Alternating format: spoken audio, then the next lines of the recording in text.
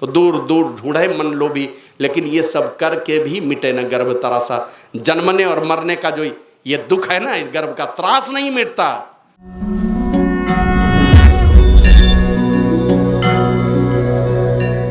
ये बाबा कबीर कहते हैं, तन छूटे जीव मिलन कहता सो सब झूठी आशा, और अब हूँ मिला सो तब हूँ मिलेगा नहीं तो जमपुर वासा। तो इसीलिए कुछ अच्छा बाबा कबीर कहते हैं, बने जो कुछ धर्म कर ले ये एक साथ जाएगा, और गया अवसर न फिरते रहिए हरगी जाता आएगा, नहीं आने वाला।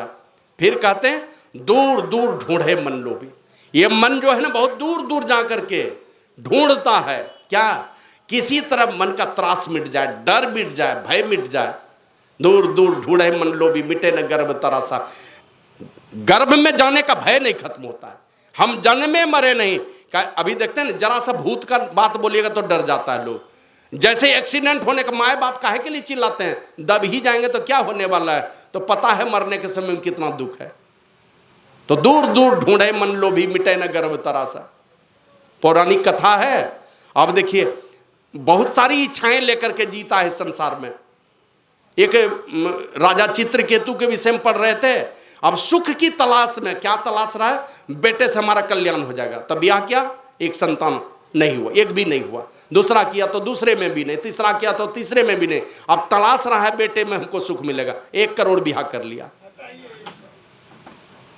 1 करोड़ शादी कर ली, किसी में अंतिम पत्नी में एक बेटा हुआ। अब 99,99,999 पत्नी परेशान है कि एक बेटे के चलते पति हमसे विमुख हो गया, नहीं मानता हम लोगों को। जिसने बेटे को जन्म दिया उसी को मानते हैं हमारे पति। तो सब लोगों ने मिलकर के उस बेटे को ही जहर दे दिया, बेटा ही गायब, सब मूल्य मंत्रा गायब कर दिया। तो बार बार मन चाहता है कभी अच्छे रूप के तरफ, रस के तरफ, गंध के तरफ, कहीं जाकर के सुख पाना चाहता है। तो दूर दूर ढूंढे मन लोभी, लेकिन ये सब करके भी मिटे न गर्भ तरासा। जन्मने और मरने का जो ये दुख है ना, इस गर्भ का त्रास नहीं मिटता। मिटेगा कैसे? बाबा कबीर कहते हैं, साध संत की करे न बंदगी, उनकी बंदगी किया नहीं, कटे कर्म की फांसा। कर्म का फांस कटेगा नहीं, कटेगा। बार बार जन्मोगे और बार बार मरोगे। जाओगे माँ के कोख में। अब माँ के कोख में तो आप जानते हैं एकदम क्या कहते हैं, पैक बक्से में बच्चा बंद हो गया, और उसी के अंदर माना घूमने फिरने की भी जगह नहीं, इतने कष्ट में रहता। लाखों लाख बैक्टीरिया दिन रात उसके शरीर को छल नहीं करता, डसता हर। वहाँ पर क्या कहते हैं, ऊपर गोड़ और मस्तक हेठ, और मस्तक भी है तो एकदम गंदगी के ढेर के पास ही बच्चे का मुंह है। इस प्रकार की दुर्दशा भोगते रहोगे। तो दूर दूर ढूंढे मन लोभी मिटे न गर्भ तरासा, साध संत की करे ना बंदगी, कटे कर्म की फांसा। बंदगी नहीं किया साधु संतों का, बस जो भी समय मिला सारे संसार को रिझाने में बिता दिया। कभी साधु संतों की बंदगी में मन नहीं लगा, उनके आदेश उपदेश के अनुकूल चलने में मन नहीं लगा। कभी भी चला अपनी मनमानी करके, माता पिता समाज को खुश करने के लिए वो बहुत सारे हम लोग क्या कहते हैं, ऊंचे ऊंचे अट्टालिकाएं बनाए, बहुत सारे ख्वाब देखते रहे। कभी साधु संतों की बंदगी हम लोगों ने नहीं की। जबकि राम जी और कृष्ण भगवान दोनों आए इस धरती पर यही सिखाने के लिए कि ऊंची से ऊंची चोटी पर जाना, कभी गुरु को भूल नहीं जाना। धनुष भंग करने के लिए गया है, सारे राजा अपनी ताकत लगा दिए, नहीं उठा सके।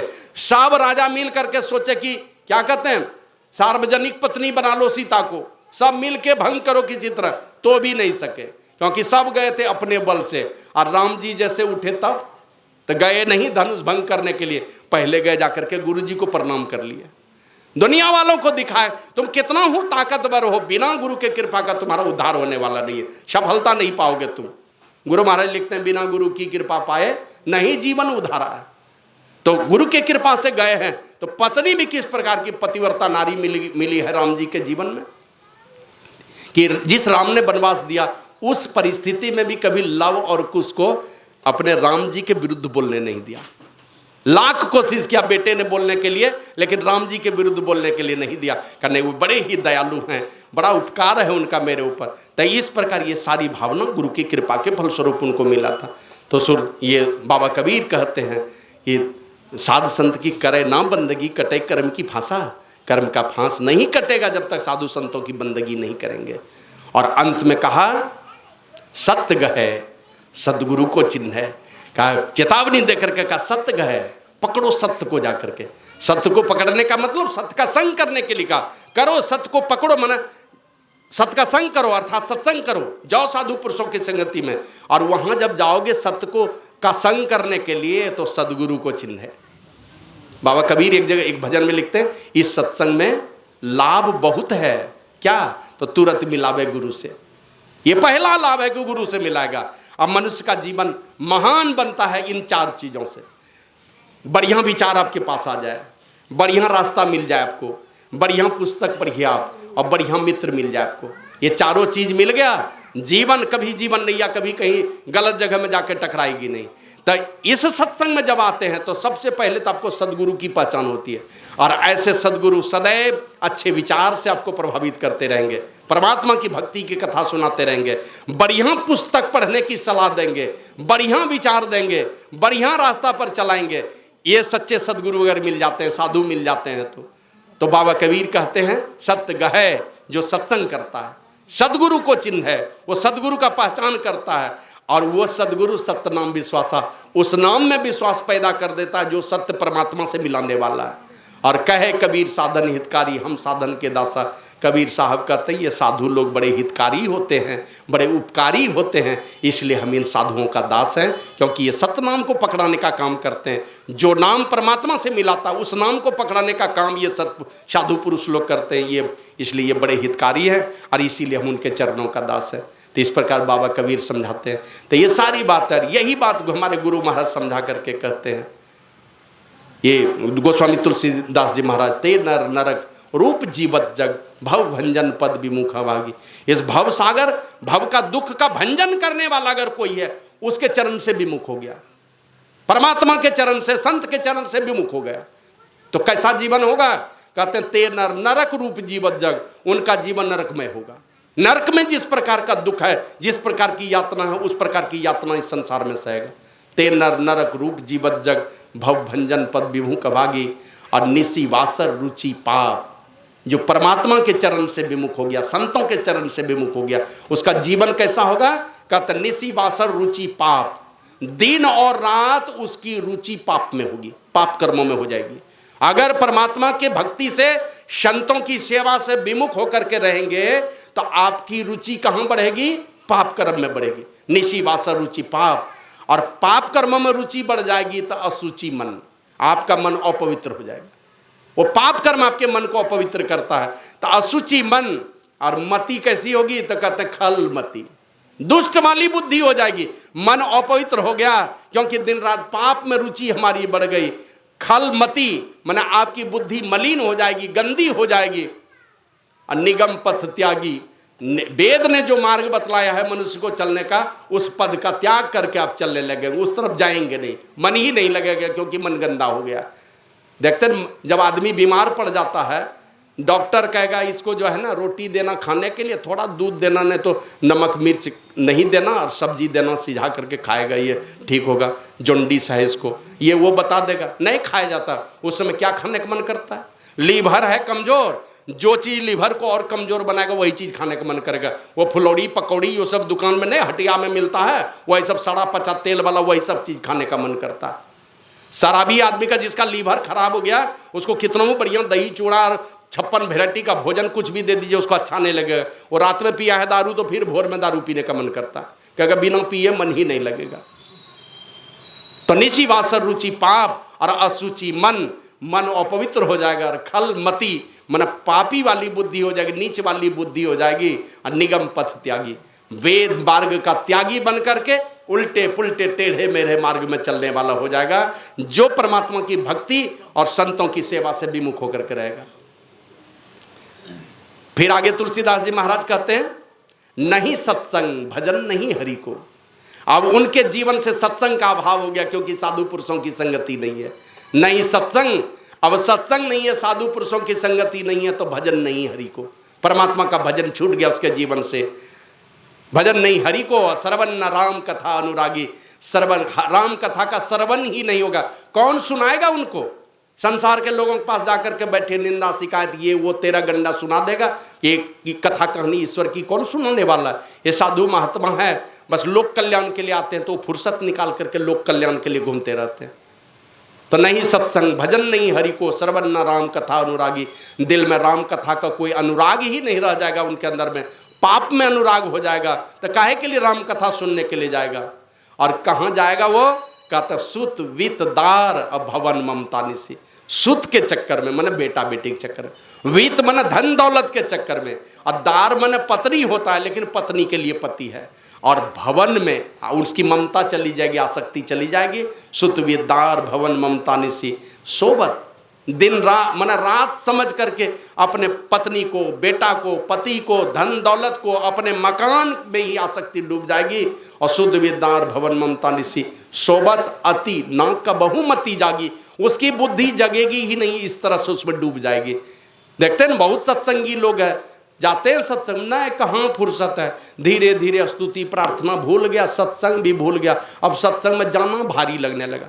जाड़े के टाइम में 1-2 दिन मत नहाइए, रोज नहाते हैं तो ठंडी कम लगेगी, और 1-2 दिन 3 दिन मत नहाइए।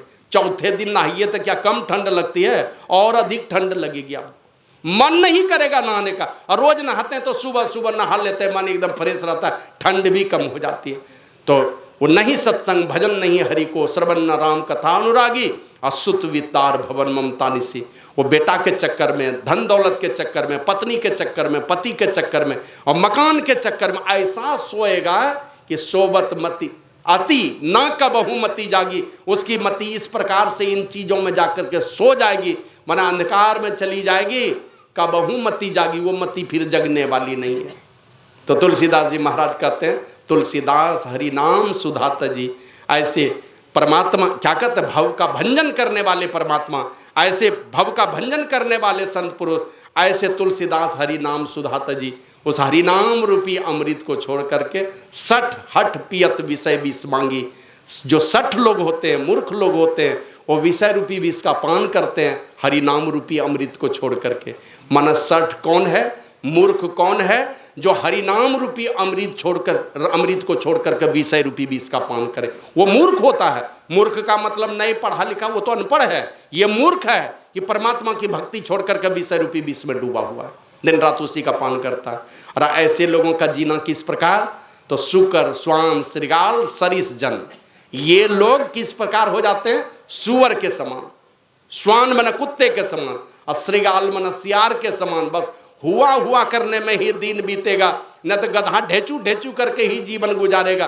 कभी नहीं देखा हूं बढ़िया पानी पिया, कभी इसको लात मारेगा, कभी उसको लात मारेगा, और अपने वही क्या कहते हैं, देहाती भाषा में कहिए तो घीक मत करके पानी पी करके संसार से चला जाता है। और शायद शिक्षक लोग पशु गणना में कभी लगे होंगे, तो हमको हमारी जो जानकारी में गधे और कुत्ते की गिनती शायद नहीं होती, और सब जानवरों की होती है, गधे कुत्ते की पशु गणना में गिनती नहीं होती है। तो इसी प्रकार बिना गिनती के आप रह जाएंगे संसार में। और बाबा कबीर तो इसी को कहते हैं, जैसे फूल उजाड़ को लागो बिन स्वार्थ झरी जाही, कहे कबीर बिन बचन गुरु के अंतकाल पछताई, जिनकी लगन गुरु सोनाई। जंगल में केवड़ा का ही फूल खिला, बहुत खुशबू देता है, अपने घर में लाके काट के टांग दीजिएगा, 2-2 महीने तक, जितना दिन तक आप बचा पाइएगा सूखने से, एकदम खुशबू देता रहेगा। लेकिन किस काम की केवट फूल, वो क्या कहते, केवड़ा फूल की खुशबू जो जंगल में खिला और सूख करके वहीं खत्म हो गया, कौन काम का है वो। तो उसी प्रकार बिना गुरु के वचन के आप इस संसार में रहेंगे तो बाबा कबीर कहते हैं अंतिम समय में पछताना पड़ेगा। गुरु का वचन नहीं मानेंगे, जम का मार्ग आपके लिए वहीं से शुरू हो जाएगा, अंतिम समय में वहां से यात्रा शुरू होगी। तो इसलिए तुलसीदास जी महाराज कहते हैं ऐसे लोगों का जीवन सूकर स्वान और श्रियार जैसा हो जाता है कि जन्मत जगत जननी दुख लागी।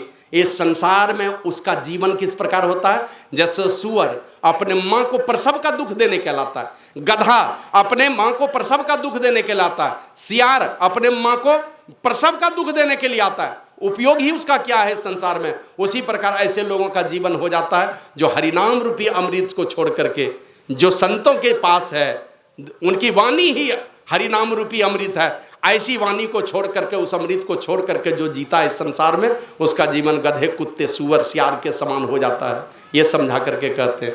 और शंकर भगवान इसी बात को कहते हैं, ये सारा चिंतन आपका सारा जीवन भर बढ़िया हो, अंतिम समय में गड़बड़ी हो गई। देहावसान समय चित्ते यद्यदि भावेत, अंतिम समय में जो जो चिंतन हो जाए, देखते कितनी कठिन है। रामायण में लिखा है जन्म जन्म मुनि जतन कराएं। मुनि लोग ऋषि लोग का है जतन करते रहते हैं, सारा जीवन जन्मों जन्म जतन करते रहते हैं कि जन्म जन्म मुनि जतन कराहे और अंत राम कहीं आवत नहीं। अंत में नहीं होगा चिंतन, सब दिन खूब करते रहे, अंतिम समय में गड़बड़ा गए, या तो लकवा मार दिया, नहीं तो मन ही भाग गया ऐसे उल्टे पुल्टे चीजों के चिंतन में। किसी जन्म का ख्याल पड़ गया कि हम तो 56 सेट एकदम क्या कहते हैं 3 पीस सूट छोड़ करके जा रहे हैं इस दुनिया से, कपड़े की आसक्ति हो गई, जाएंगे वह क्या कौन कीड़ा होता है नहीं, कपड़ा में जो होता है चिल्लर, वही बन करके पैदा हो जाएंगे। कपड़े की आसक्ति अगर आपके मन में अंतिम समय में आ गई तो पत्नी की आसक्ति का परिणाम बतलाया। पत्नी की आसक्ति में अगर शरीर छूट गए, कितना बड़ा धर्मात्मा मर करके पत्नी की आसक्ति में शरीर छूटा तो कुत्ता बनेंगे आप, पति की आसक्ति में शरीर छूटा तो कुत्ती बनेंगे आप।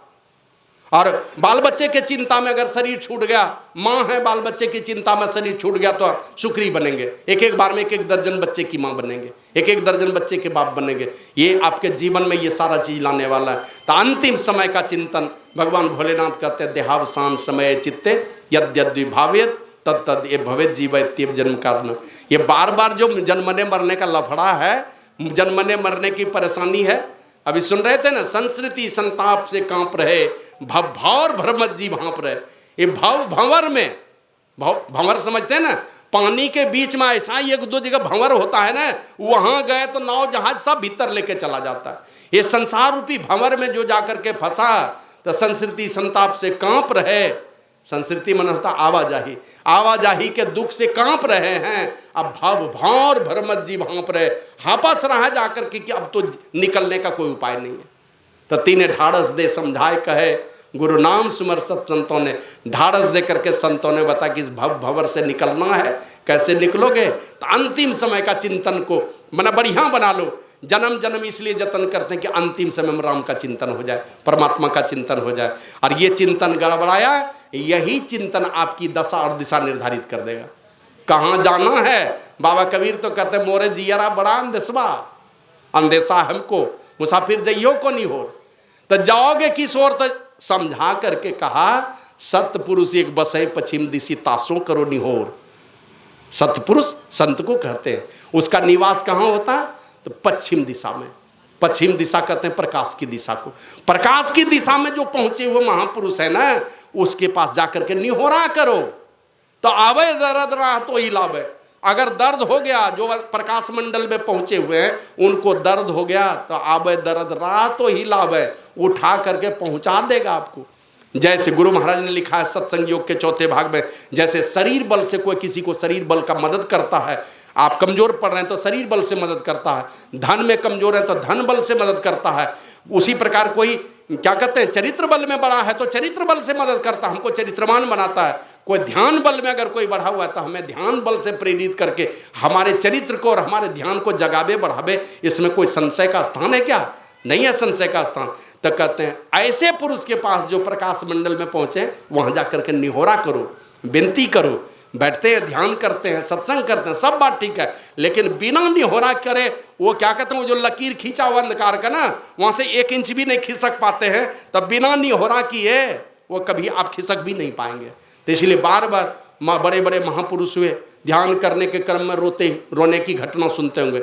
एक खेपा बाबा सुनते हैं तारापीठ में, ओ माँ तारा, ओ माँ तारा, रात भर विलाप करते करते तकिया भीग जाता था। रामकृष्ण परमहंस सोते थे, माँ काली को पुकारते पुकारते पूरा तकिया भिंगा लेते थे। स्वामी रामतीर्थ को सुने एक दिन, पंडित जयराम मिश्र की लिखी हुई एक पुस्तक पढ़े विरह के प्रांगण में। तो विरह की कहानी जब स्वामी रामतीर्थ की पढ़े तो रात को एकाएक नींद खुलती थी, कोयल की आवाज़ कानों में आती थी, अरे काली कोयल, ये सुरीली आवाज़ तो तूने मेरे कृष्ण कन्हैया की ही चुराई होगी, बता ना वो निर्मोही कहाँ है। आए उस राम को आकर के देखे कि इनके मैंने आंखों में कितने बादल हैं, आकर के देखे एक काले बादल, तुमने ये काली माँ तो कृष्ण कन्हैया की ही चुराई होगी, भेज दो उस निर्मोही को मेरे पास, आके देखे राम की आंखों में कितने बादल हैं। इस तरह करते करते ध्यान की मुद्रा में चले जाते थे, साधना की गहराई में डूब जाते थे।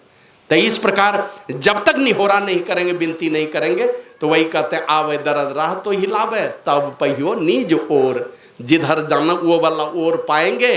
और इसके लिए कहा उलटी पाछी लो पैरों पकड़ो, उल्टी सीढ़ी को पकड़ लो, पसरा मन बटोर, पसरे हुए मन को बटोरो।